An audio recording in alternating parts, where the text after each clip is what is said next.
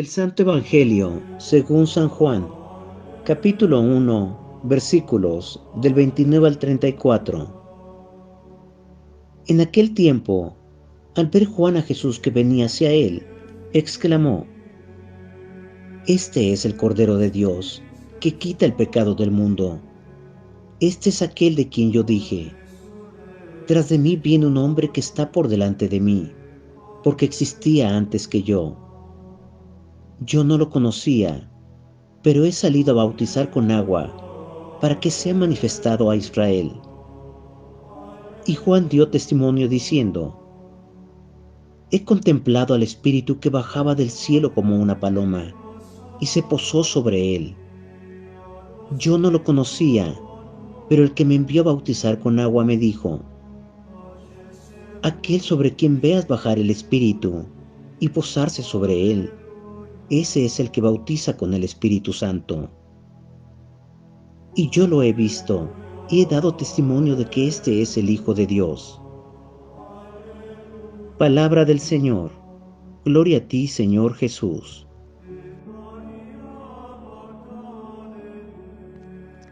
Oración para comprender las verdades divinas.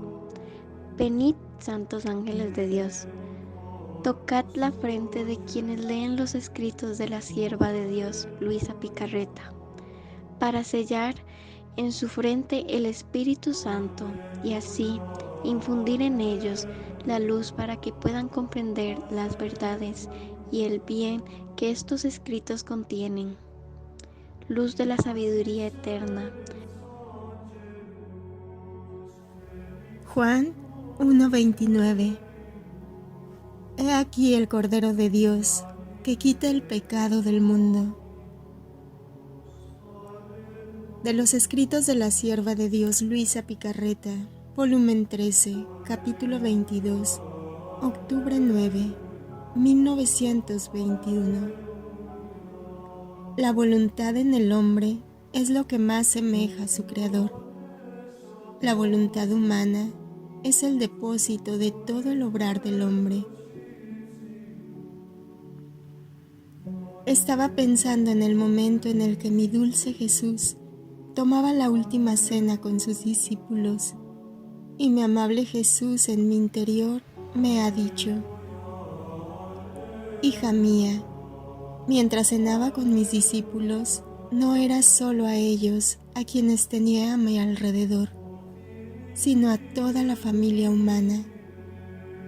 Una por una las tenía junto a mí. Las conocí todas, las llamé por su nombre. También te llamé a ti y te di el puesto de honor entre Juan y yo, y te constituí pequeña secretaria de mi querer. Y mientras partía el cordero, ofreciéndolo a mis apóstoles, lo daba a todos y a cada uno.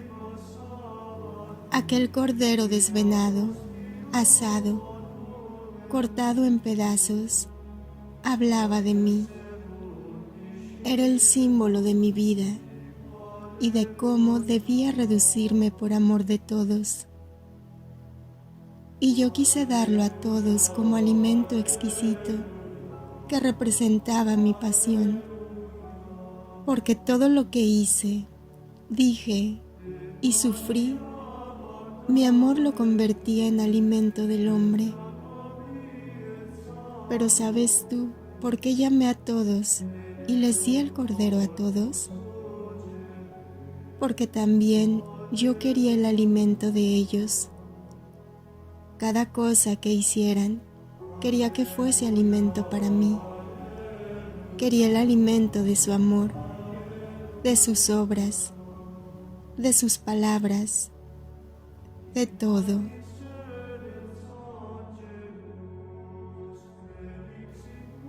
Volumen 25, capítulo 34, marzo 31, 1929.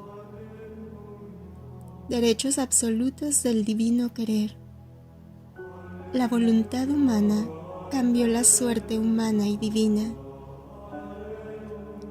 Si el hombre no hubiera pecado, Jesús hubiera venido a la tierra, glorioso y con el cetro de mando. El hombre debía ser el portador de su Creador. Siento en mí la continua potencia del fiat divino que me envuelve con tal imperio que no da tiempo a mi agonizante voluntad de hacer el más mínimo acto, y se gloría no de hacerla morir del todo, porque si esto hiciera, perdería su prestigio de obrar sobre una voluntad humana que mientras está viva, se somete a recibir voluntariamente el acto vital del fiat divino y se contenta con vivir muriendo para dar vida y dominio absoluto al supremo querer, que victorioso de sus derechos divinos extiende sus confines y canta victoriosa sobre la agonizante voluntad de la criatura, la cual, si bien muriendo, sonríe y se siente feliz y honrada de que un querer divino tiene su campo de acción en su alma. Ahora, mientras me sentía bajo el imperio del fiat divino, mi dulce Jesús, moviéndose en mi interior, me ha dicho: pequeña hija de mi querer, tú debes saber que son derechos absolutos de mi fiat divino el tener el primado sobre cada uno de los actos de la criatura, y quien le niega el primado le quita sus derechos divinos que por justicia le son debidos, porque es creador del querer humano. ¿Quién puede decirte, hija mía, cuánto mal puede hacer una criatura cuando llega a sustraerse de la voluntad de su Creador? Mira, bastó un acto de sustracción del primer hombre a nuestra voluntad divina para cambiar la suerte de las generaciones humanas. Y no solo eso, sino que cambió la misma suerte de nuestra divina voluntad. Si Adán no hubiese pecado, el Verbo eterno, que es la misma voluntad del Padre Celestial, debía venir a la tierra glorioso, triunfante y dominador, acompañado visiblemente por su ejército angélico, que todos debían ver, y con el esplendor de su gloria debía fascinar a todos y atraer a todos así con su belleza. Coronado como rey y con el cetro de mando para ser rey y cabeza de la familia humana, de modo de darle el gran honor de poder decir: tenemos un rey hombre y Dios. Mucho más que tu Jesús no descendía del cielo para encontrar al hombre enfermo, porque si no se hubiera sustraído de mi voluntad divina, no debían existir enfermedades, ni de alma ni de cuerpo, porque fue la voluntad humana la que casi ahogó de penas a la pobre criatura. El fiat divino era intangible de toda pena, y tal debía ser el hombre. Por lo tanto, yo debía venir a encontrar al hombre feliz, santo y con la plenitud de los bienes con los cuales lo había creado. En cambio, porque quiso hacer su voluntad, cambió nuestra suerte, y como estaba decretado que yo debía descender sobre la tierra, y cuando la divina voluntad decreta, no hay quien la parte, solo cambié de modo y aspecto. Así que descendí, pero bajo vestidos humildísimos, pobre, sin ningún aparato de gloria, sufriente, llorando y cargado con todas las miserias y penas del hombre.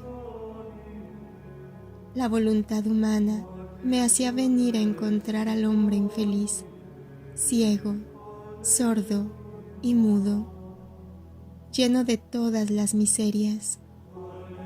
Y yo, para sanarlo, debía tomar sobre de mí, y para no infundirle espanto, debía mostrarme como uno de ellos, para hermanarlos y darles las medicinas y remedios que se necesitaban. Así que el querer humano tiene la potencia de volverse feliz o infeliz, santo o pecador, sano o enfermo. Volumen 12, capítulo 81, febrero 4, 1919. La pasión interna que la divinidad hizo sufrir a la humanidad de Jesús en el transcurso de toda su vida. Continuando mi habitual estado, por cerca de 3 días, me sentía perdida en Dios.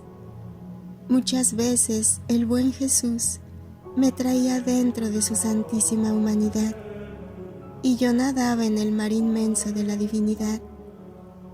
Oh, cuántas cosas se veían, cómo se veía claro todo lo que obraba la divinidad en la humanidad, y frecuentemente mi Jesús interrumpía mis sorpresas y me decía: mira, hija mía, con qué exceso de amor amé a la criatura.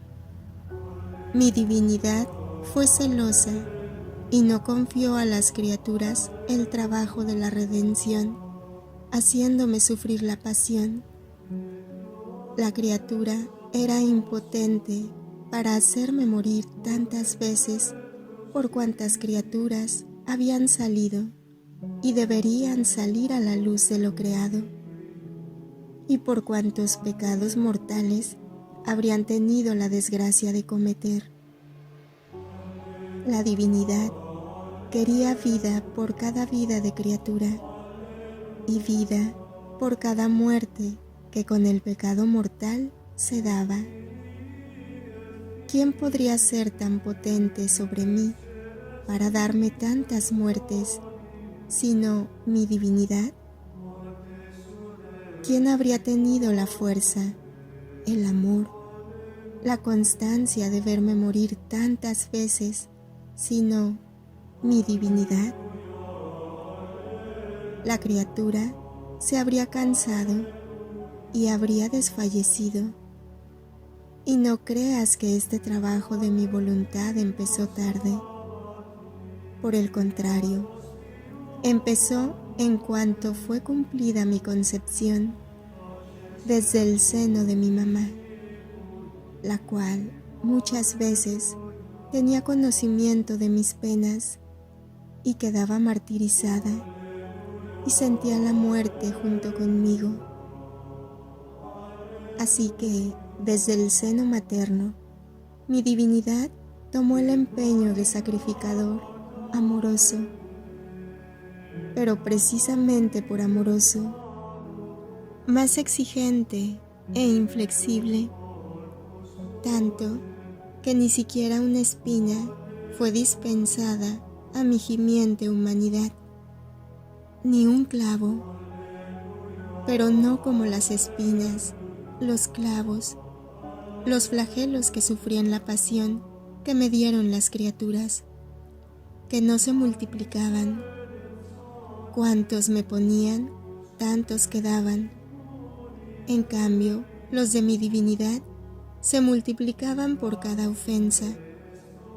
Así que tantas espinas por cuantos pensamientos malos, tantos clavos por cuantas obras indignas, tantos golpes por cuantos placeres, tantas penas por cuantas fueron las ofensas. Por eso eran mares de penas, de espinas, de clavos, de golpes innumerables. Delante de la pasión que me dio la divinidad, la pasión que me dieron las criaturas, el último de mis días, no fue otra cosa que sombra, imagen de lo que me hizo sufrir mi divinidad en el curso de mi vida. Por eso amo tanto a las almas. Son vidas que me cuestan, son penas inconcebibles a mente creada. Por eso entra dentro de mi divinidad y mira y toca con la mano lo que sufrí. Yo no sé cómo me encontraba dentro de la inmensidad divina que erigía tronos de justicia por cada criatura, a la cual el dulce Jesús debía responder por cada acto de criatura, sufrir por cada una de ellos las penas, la muerte, pagar el precio de todo. Y Jesús, como dulce corderito, era hecho morir por las manos divinas para resurgir y sufrir otras muertes. Oh Dios, qué penas tan desgarradoras. Morir para resurgir y resurgir para someterse a muertes más dolorosas.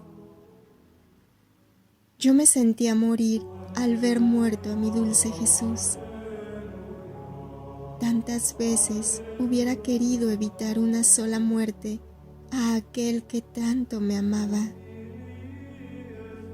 Oh, cómo comprendía bien que solo la divinidad podía hacer sufrir tanto a mi dulce Jesús y que solo ella podía gloriarse de haber amado a los hombres hasta la locura y el exceso, con penas inauditas y con amor infinito. Por eso, ni el ángel ni el hombre tenían en su mano este poder, de poder amarnos con tanto heroísmo de sacrificio como un Dios. Pero, ¿quién puede decirlo todo? Mi pobre mente nadaba en aquel mar inmenso de luz, de amor, de penas, y yo quedaba como ahogada, sin saber salir de él. Y si mi amable Jesús no me hubiera traído al pequeño mar de su santísima humanidad, en el que la mente no quedaba tan abismada, sin poder ver ningún confín, yo no habría podido decir más. Después de esto, mi dulce Jesús ha agregado: hija amada, parto de mi vida, ven en mi voluntad, ven a ver cuánto hay que sustituir a tantos actos míos suspendidos aún y no sustituidos por parte de las criaturas. Mi voluntad debe ser en ti como la primera rueda del reloj. Si ella camina, todas las demás ruedas caminan, y el reloj señala las horas, los minutos. Así que todo el acuerdo está en el movimiento de la primera rueda. Y si la primera rueda no tiene movimiento, todo queda detenido. Así, la primera rueda en ti debe ser mi voluntad, que debe dar movimiento a tus pensamientos, a tu corazón, a tus deseos, a todo. Y como mi voluntad es la rueda central de mi ser, de la creación y de todo, tu movimiento, saliendo de este centro, vendrá a sustituir a tantos actos de las criaturas y multiplicándose en los movimientos de todos como movimiento central, vendrá a deponer a mi trono por parte de las criaturas los actos de ellas, sustituyéndose a todo. Por eso, sé atenta, tu misión es grande, es toda divina.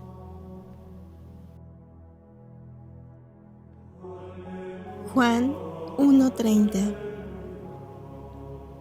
Después de mí viene un hombre que está delante de mí, porque estaba antes que yo. Volumen 15, capítulo 5, diciembre 16, 1923. Sobre la concepción del Verbo Eterno. Estaba pensando en el acto en el cual el Verbo Eterno descendió del cielo y quedó concebido en el seno de la Inmaculada Reina. Y mi siempre amable Jesús, desde dentro de mi interior, ha sacado un brazo rodeándome el cuello, y en mi interior me decía: hija querida mía, si la concepción de mi celestial mamá fue prodigiosa y fue concebida en el mar que salió de las tres divinas personas, mi concepción no fue en el mar que salió de nosotros, sino en el gran mar que residía en nosotros. Nuestra misma divinidad que descendía en el seno virginal de esta Virgen y quedé concebido. Es verdad que se dice que el Verbo quedó concebido, pero mi Padre Celestial y el Espíritu Santo eran inseparables de mí.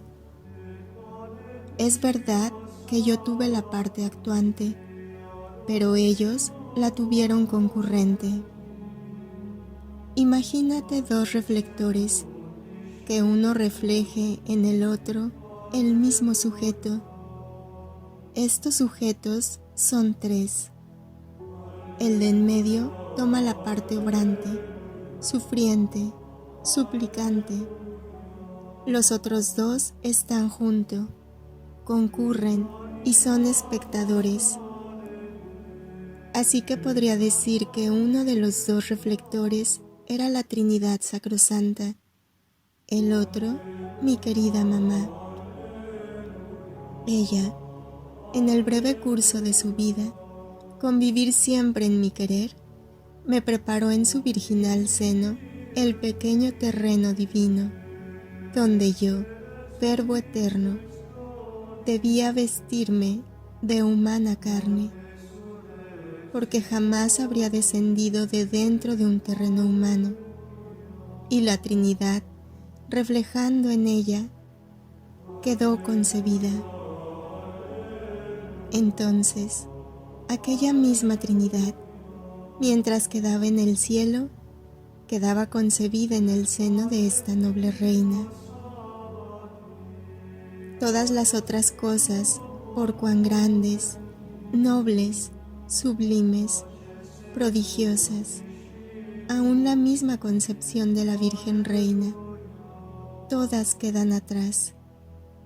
No hay cosa que pueda equipararse, ni amor, ni grandeza, ni potencia a mi concepción. Aquí no se trata de formar una vida, sino de encerrar la vida que da vida a todos. No se trata de ensancharme, sino de restringirme para poderme concebir, no para recibir, sino para dar. Quien ha creado todo, encerrarse en una creada y pequeñísima humanidad. Estas son obras solo de un Dios, y de un Dios que ama, y que a cualquier costo quiere atar con su amor a la criatura para hacerse amar. Pero esto es nada aún. ¿Sabes tú dónde refugió todo mi amor, toda mi potencia y sabiduría? En cuanto la potencia divina formó esta pequeñísima humanidad, tan pequeña que podía compararse al tamaño de una avellana, pero con los miembros todos proporcionados y formados. El Verbo quedó concebido en ella, la inmensidad de mi voluntad encerrando todas las criaturas pasadas, presentes y futuras. Concibió en ella todas las vidas de las criaturas, y conforme crecía la mía, así crecían ellas en mí. Así que mientras aparentemente parecía solo, visto con el microscopio de mi voluntad, se veían en mí concebidas todas las criaturas. Sucedía de mí como cuando se ven aguas cristalinas que mientras parecen claras, vistas con el microscopio, ¿cuántos microbios no se ven? Fue tal y tanta la grandeza de mi concepción que la gran rueda de la eternidad quedó conmovida y estática al ver los innumerables excesos de mi amor y todos los prodigios unidos juntos. Toda la mole del universo se estremeció al ver encerrarse a aquel que da vida a todo, restringirse, empequeñecerse, encerrar todo. ¿Para hacer qué cosa? Para tomar las vidas de todos y hacer renacer a todos.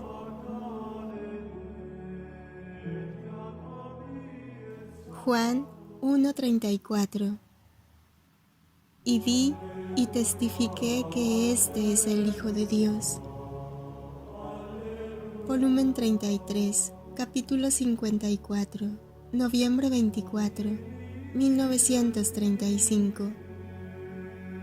El verdadero amor llama siempre a aquel que ama y lo encierra dentro. Sin la divina voluntad todo está velado. Ejemplo: mi pobre mente se encuentra bajo las olas impetuosas del querer divino, impetuosas pero pacíficas, portadoras de felicidad, tanto que la pobre criatura se siente impedida e incapaz de poderlas recibir todas. Y mientras seguía los actos del fiat, he llegado al punto de la creación del hombre y pensaba entre mí: con cuánto amor podía amar Adán inocente al Señor antes de pecar. Y mi amado Jesús, sorprendiéndome, me ha dicho: hija mía, me amó tanto por cuanto a una criatura es posible. Él era un complejo de amor. Ni siquiera una fibra estaba vacía del amor hacia su Creador. Sentía a lo vivo, palpitante en su corazón, la vida de su Creador. El verdadero amor llama a cada instante a aquel que ama y que dándole con su amor su vida, retoma por vida propia a aquel que ama. Ahora, amando mi voluntad divina, encuentra en la criatura a sí misma la felicidad de su régimen. Nada se opone a su dominio. Su puesto noble es de rey dominante. Forma su suspirado reino en ella. Cuando la criatura me ama cuanto más puede, ningún vacío de Dios se puede encontrar en ella. Antes bien, con su amor me encierra en el centro de su alma, de modo que no puedo salir, ni puedo librarme de ella. Y si pudiera salir, lo que yo no hago jamás, se vendría junto a mí, sin podernos, ni yo, ni ella separarnos. Porque el amor soy yo mismo.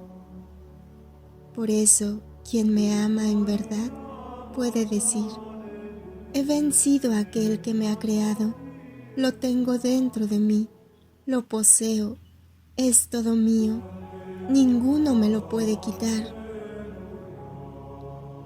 Ahora, hija mía, el amor en Adán antes de pecar era perfecto, total. Mi voluntad tenía su vida en él, de modo que la sentía más que su propia vida. En cuanto pecó, la vida de mi fiat se retiró y le dejamos la luz, porque sin él no podía vivir. habría regresado a la nada. Al crearlo, hicimos como un padre que pone en común sus bienes y su misma vida con su propio hijo. Ahora, este desobedecer se revela al propio padre. El padre con dolor es obligado a ponerlo fuera de sus habitaciones, no haciéndole más poseer ni sus bienes en común ni su vida. Pero es tanto su amor que, aunque lejano, no le hace falta las cosas necesarias, los medios de estricta necesidad, porque sabe que si el padre se retira, la vida del hijo se termina. Así hizo mi divina voluntad, retiró su vida, pero dejó su luz como ayuda, sostén y como medio necesario para que su hijo no pereciera del todo. Ahora, con retirar su vida, todas las cosas y obras de Dios quedaron veladas para el hombre.